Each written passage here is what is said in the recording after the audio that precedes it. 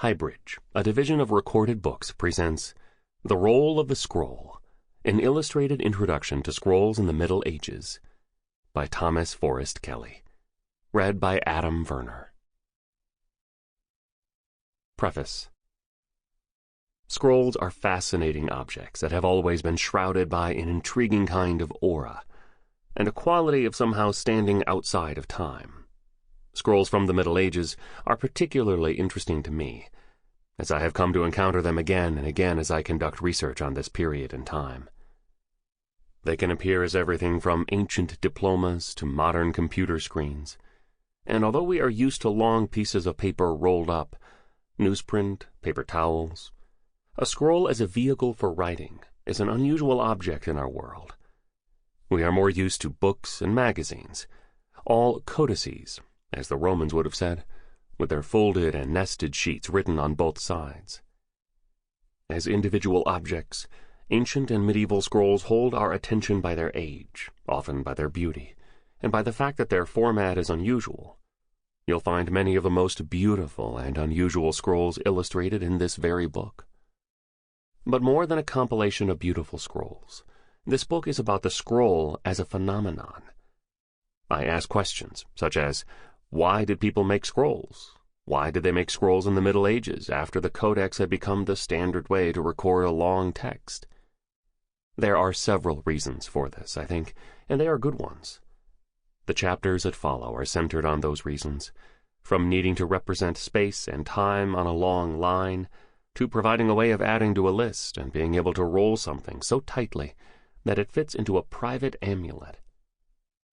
My fascination with scrolls brings me back to a day spent at the Vatican Library. While I was doing research for a book on the illustrated exultet scrolls of southern Italy, they will come up here too, and having a coffee break, the 11 a.m. coffee break at the Vatican Library's bar is an international rendezvous, a hub of scholarly exchange. I told a friend what I was working on. "That's interesting," she said. "How many medieval scrolls are there?" Having no idea of the answer, I went back to the library and started looking at books about the history of the book, books about writing, and the like. All the experts mention that the scroll gives way to the book in the 4th century. They all refer to the beautiful South Italian exultet scrolls, but they do not say much more. The assumption seems to be that once the book, or codex, arrives, the scroll is definitively left behind. And that's true, but not quite. There are, in fact, hundreds, probably thousands of scrolls from the Middle Ages, and there are still scrolls being made today, but just not very many. Discovering this, I tried to find out as much about scrolls as I could. Eventually, the first chapter of my book on the exultet scrolls was a general introduction to medieval scrolls. This present volume, however, is a broader and more comprehensive version of that first attempt. It became a bit of a project for me to make a list of scrolls. Every time I saw one, or saw a reference to one, I put it in a file. Over a period of almost 20 years, the folder has grown quite fat. In 2014, feeling that it was time to make this study more comprehensive and systematic, I taught an interdisciplinary seminar on scrolls at Harvard, along with my colleagues Beverly Kinsley and William Stoneman. We had a wonderful group of talented graduate students in various fields: history, theology, art history, and music. I gave them my list of scrolls and my long list of literature on scrolls, and they engaged in a treasure hunt to try and find yet more scrolls and complete the bibliography. At the same time, we presented in the Houghton Library an exhibition of a dozen medieval scrolls belonging to Harvard University, and prepared a series of videos on medieval scrolls for Harvard X, the online learning unit of Harvard University, as part of a larger series on the history of the book. A substantial website, medievalscrolls.com, now links all this material: exhibition, database, bibliography, videos, and documents some 600 scrolls from the Western Middle Ages. It does not, however, include scrolls in Greek. There is an ancillary list of several hundred Greek rolls, but they're not in the main list, partly because the list is of Latin and Western European languages, and partly because we're not convinced that the Greek list is comprehensive. But it's there, in its incomplete form. The material on this website is the most comprehensive information on scrolls in the medieval West available in the world today. With all this resource material available worldwide, it now seems possible, and I hope desirable, to present this book to those who may be interested in the phenomenon of the scroll. This book does not seek to show everything, nor is it meant to be comprehensive and cover all past scholarship on scrolls, even though it is based on long and thorough study. That material is on the website. What I propose here is an exploration, a set of highlights of some of the most interesting scrolls in medieval history, and I put them in the context of the people who made them, commissioned them, and used them. So, to my friend's question, how many scrolls are there? I have made an attempt at an answer. About 600, if you limit the list to Latin and European vernacular languages, and omit the innumerable record-keeping scrolls. But there's a second and equally important question. Why make a scroll when you could make a book? This book is an attempt to answer that question.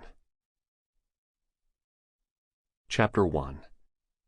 Introduction to Scrolls. Why make a scroll if you have the technology to make a book? This is an introduction to the amazing, colorful, remarkable scrolls made in the Middle Ages. They range from showy documents for empresses to tiny amulets for pregnant women, and from scrolls that show their images one by one as they are unrolled to portable poetry. Scrolls were the standard form of book in Western antiquity and in many other cultures throughout the world. But from the 4th century onward, the codex began to supersede the scroll, and very soon it was essentially the only way that long texts were recorded. And yet, for various reasons, people in the Middle Ages continued to make scrolls. They did not make them very often, but they did make them, and some of them are supremely beautiful. Why did people continue to make scrolls? Were they obstinate arch-conservatives, or did they just not get word of the new codex technology? My focus in this book is on the Middle Ages. From the end of the Roman Empire until the Renaissance begins, starting with the 15th century in Italy, let's say, depending on which scholars you heed, is a very long time. But the Middle Ages is not exactly the middle of anything. It was a period of high creativity, in philosophy, science, and art, that laid the foundations for our modern civilization. It was full of talented, intelligent, and sophisticated people. Here I focus on the scrolls of Western Europe, that area that used Latin and its related languages, encompassing roughly the ancient Roman Empire. We will take a look at scrolls in other places and other cultures, but I do not attempt to discuss all scrolls from all times and places. Among the ancient Greeks and Romans, in ancient Egypt, and in many Asian cultures, to discuss scrolls would be tantamount to discussing books in general. My particular interest here, and I hope yours, is in asking why people continue to make scrolls when everybody else was using codices. Each of the sections that follows is about people who made scrolls, and the fascinating objects that arise when you want to roll something up, as opposed to folding along a spine. It might be argued that the age of the codex is now over. It has had a good run, of course, from the 4th to the 21st century, and it will surely continue to hang on for some time to come, even though it seems its heyday has come and gone. We are now in the new age of the scroll. All you have to do is look at your computer screen, tablet, or e-reader, and just scroll down. So then, what are some of the reasons for making a scroll? As you'll see, sometimes the reason is purely practical. Scroll format is useful when you don't know at the beginning how long the text will be. A list of things can grow. You might add recipes to your cookbook. You might add people to your list, and as your list grew, so would the document that contained them. Medieval alchemical recipes, cookbooks, and other lists were probably made as scrolls so that they could be lengthened as new materials arrived. Using length to represent time or space is another favorite reason to make a scroll. A long line might represent the road from your location to Rome, or the time elapsed between Adam and King Henry VI of England. In both cases, the scroll form allows for the use of a continuous line, not interrupted by page breaks. Some scrolls are intensely personal and private, perhaps having been hung from a cord around the neck, or used as charms or as prompts for prayer. A little scroll with something important on it is a frequent phenomenon in the Middle Ages. Performers, singers, poets, actors, tended to use personal scrolls. This is because they are small and portable and easily held, or concealed, in the hand. The actor's rôle is originally the French word for scroll. In almost the opposite case, events that are specifically solemn and public may also call for scrolls. When something is important, we like to mark it with signs of antiquity and tradition. At concerts, we dress up to go and hear an orchestra whose male members often still wear white tie and tails, archaic 19th century clothing. The vestments used in many churches are versions of medieval streetwear. What is ancient has importance, especially today. And similarly, we sometimes use the scroll form to give authenticity and solemnity to the text it bears. That's why diplomas and citations are often written on scrolls. In the film of The Wizard of Oz, the death certificate for the Wicked Witch of the East is presented by the Munchkins' coroner on a scroll. It's also the form of the Scarecrow's diploma. For each type of scroll, there are wonderful surviving examples, made by people who had a specific reason for making a scroll rather than a book. They are not so many in number, though. In the great torrent of manuscripts produced in the Middle Ages, only a few are scrolls. If we set all the literary, that is, not record-keeping, codices against all the literary scrolls, the codices might outnumber the scrolls by 1,000 to 1. But if we add in all the notarial, record-keeping, legal, and other archival volumes, the numbers might come out much closer to even, owing to the medieval habit, especially in England, of keeping records on scrolls. The surviving medieval scrolls are fascinating for what they tell us about the special circumstances that provoke this format. We will look at the people who made them, and the objects, some of them ugly and worn, others grand and magnificent, that continued the ancient practice of writing on scrolls. What is a scroll? A scroll, otherwise known as a rotulus, or a roll, is a length of papyrus, leather, or parchment, on which writing, drawing, or painting is preserved, and which is stored in a rolled form. Scrolls are most often made by fastening together, with glue, thread, or thongs, several separate pieces, or membranes, to make a scroll of some length. Scrolls are usually wound around a central baton, the umbilicus.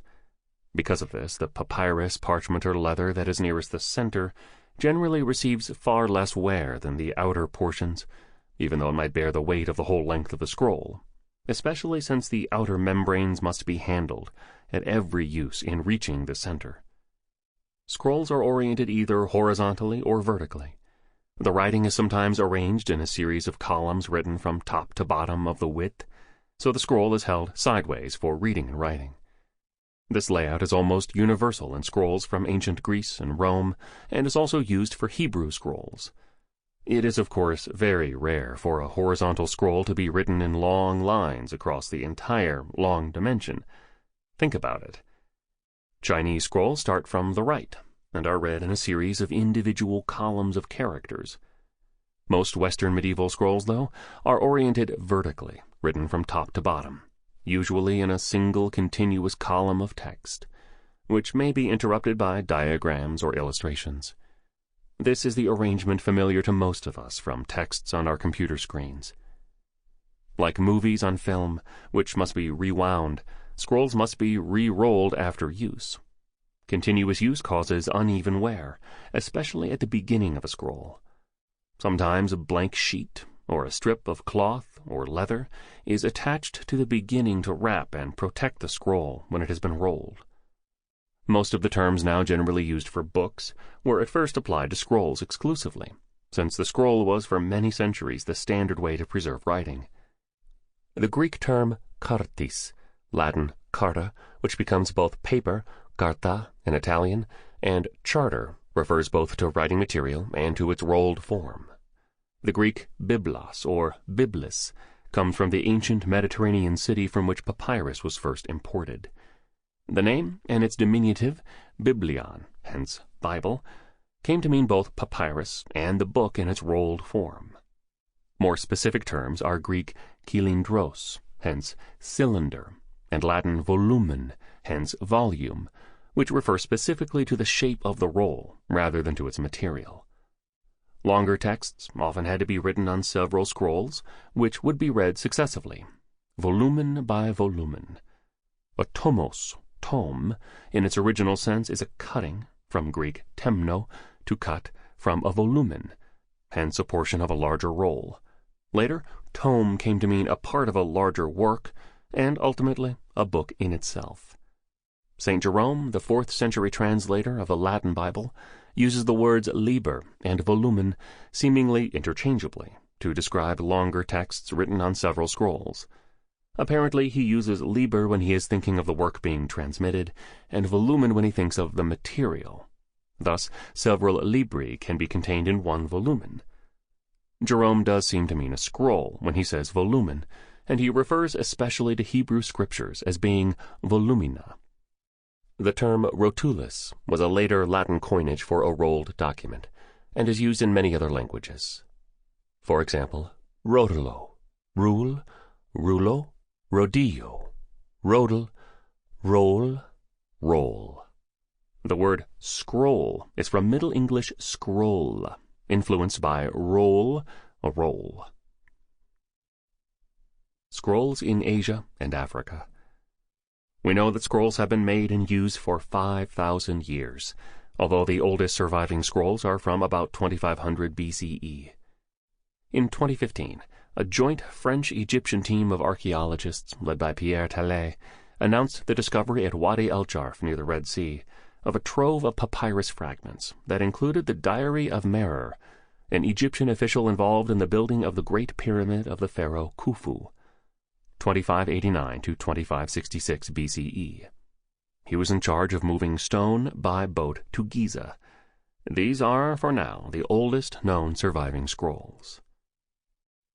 South Asia. The Sutra scroll, used across Asia, could be called the progenitor of all other types of Asian scroll that were originally for religious texts.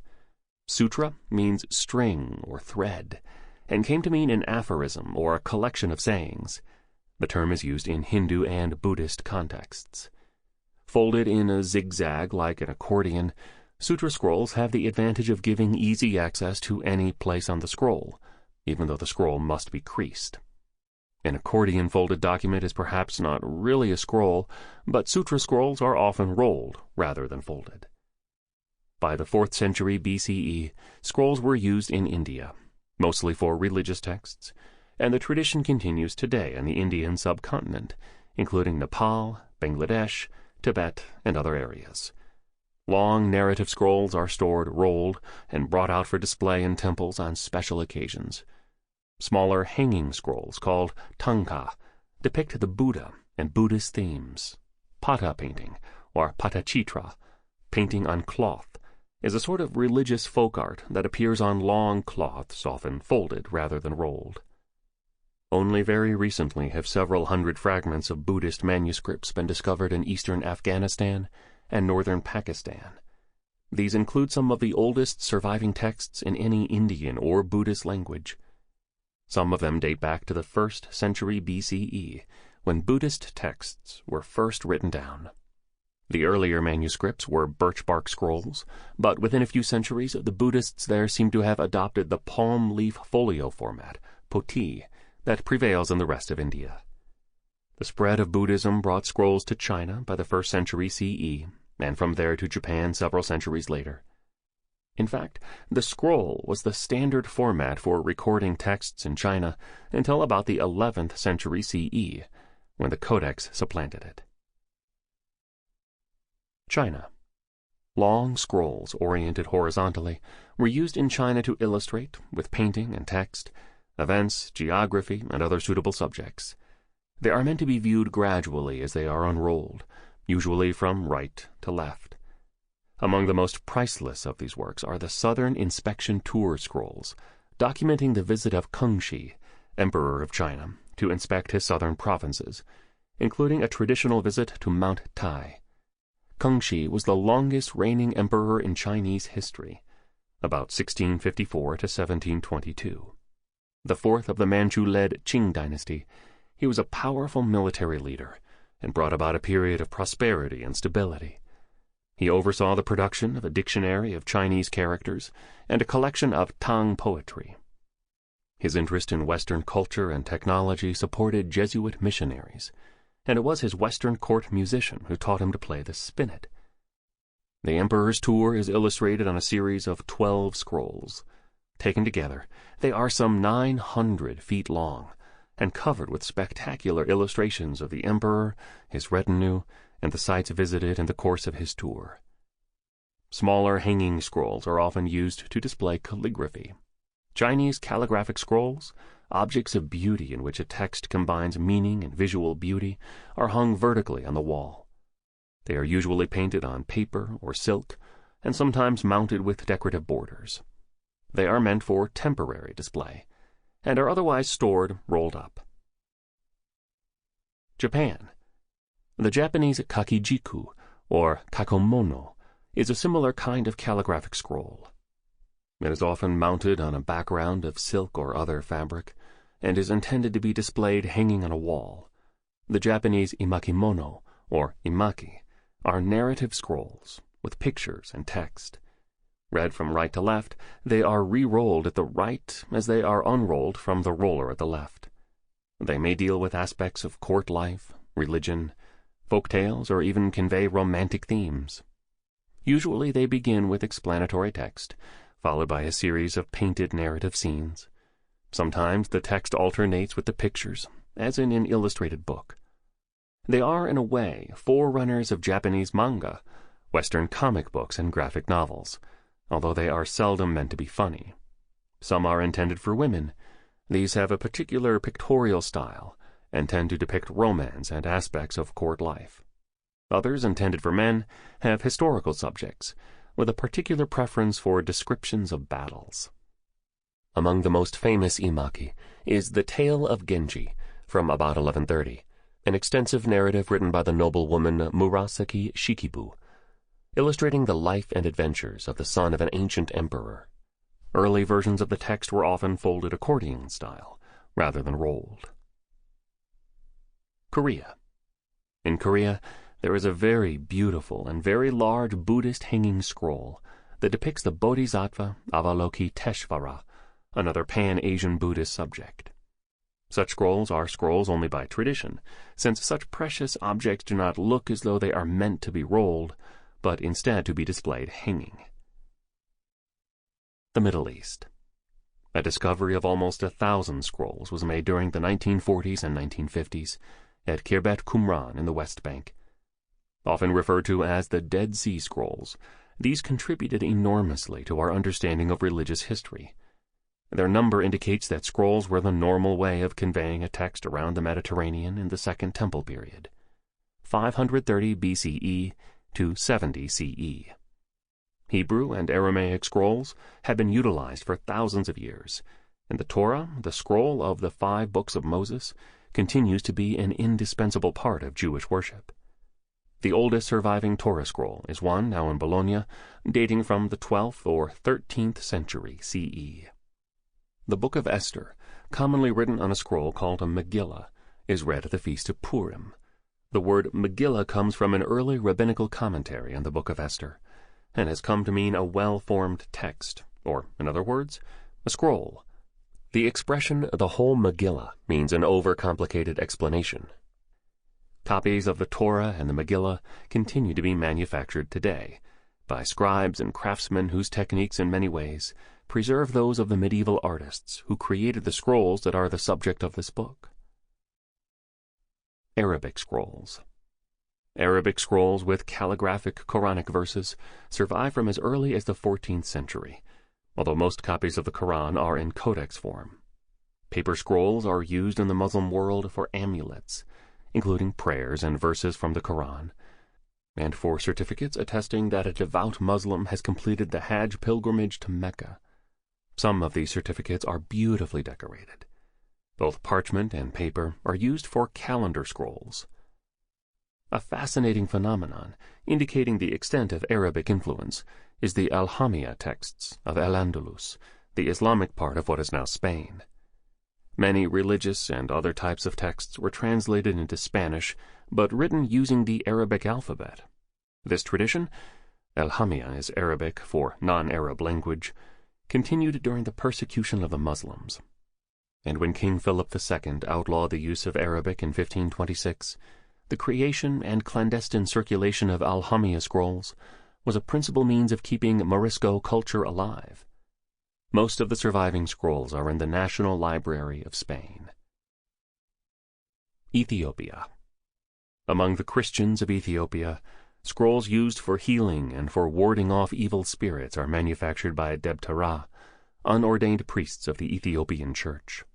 Scrolls are made to order, often the length of a client's body, so that they can be stretched out on the client for healing, and are sometimes longer if the scroll is intended for a household, in which case it can be displayed hanging. There is an understanding that the animal whose hide is used for the parchment substitutes, in a way, for the client. The priest writes his texts in Ge'ez, the language of the church, in red and black. There are biblical and liturgical passages, spells that ward off the evil eye, and spells for healing. Many of these texts call on God, on the Virgin Mary, and on other saints. The client's name is added to the scroll last. Scrolls are often decorated with talismanic designs of great beauty. When they are not being used, magic scrolls are stored in red leather tubular cases with a cap. The fact that these scrolls include magic spells, and that they are used as talismans or amulets, explains why they are not an official part of the religious practice of the Ethiopian Church. Scrolls in ancient Egypt, Greece, and Rome. The medieval Latin West drew its literary heritage largely from that of ancient Rome, where the scroll had been the standard way of recording a text. The Romans had taken it over from the Greeks, and both cultures relied on papyrus from Egypt for their writing materials. So, we must begin in ancient Egypt. Egypt. Papyrus scrolls were standard in ancient Egypt, used for almost all kinds of writing. Papyrus sheets made from plant fibers were glued end to make long scrolls. Papyrus, which gives its name to paper, was essentially an exclusive product of Egypt, since the plant was cultivated along the Nile. It was an important and valuable commodity, and the export of papyrus sheets and scrolls made possible the writing of almost everything that survives of the literature of Egypt, Greece, and Rome. There's an extensive description of how to make papyrus sheets in the Natural History of Pliny the Elder, who wrote about, well, everything, in the 1st century CE. He died trying to observe the eruption of Vesuvius. He wrote, "Before passing from Egypt, something should be said with regard to papyrus, since in the use of this material the culture and history of mankind are preeminently embodied. It grows in the marshes of Egypt, and in the stagnant waters of the inundations of the Nile. Its root has the thickness of a man's arm, with a triangular section. Its height is not more than 10 cubits, ending in a feathery top like a thyrsus, a staff topped with a pine cone." And he goes on to describe, in almost painful detail, how the sheets are first made, and then how those sheets are made into scrolls. The method of preparation of the writing material from papyrus is as follows. It is divided with a needle into strips, exceedingly thin, but as wide as possible. The best quality is provided by the strips from the middle of the stem, the next to these following in order of merit. Here Pliny describes and names the various qualities of papyrus, starting with Augusta, named for the emperor. The sheets are soaked during the process of fabrication in Nile water, for this turbid fluid has the effect of glue. A layer is first laid out on a flat board of the width for which the papyrus fibers, parallel in a single direction, suffice. Its edges are trimmed, and then another layer is superimposed at right angles to it. It is then pressed in a pressing machine. The sheets are dried in the sun, and are then attached to one another, the qualities being arranged in descending order of merit. There are never more than 20 sheets in a roll. The best qualities have a width of 13 digits, about 9 3/4 inches. Sheets of papyrus, Pliny says, varied by size and quality, but they average something like 10 inches high. The sheets about 7 or 8. Sample complete. Ready to continue?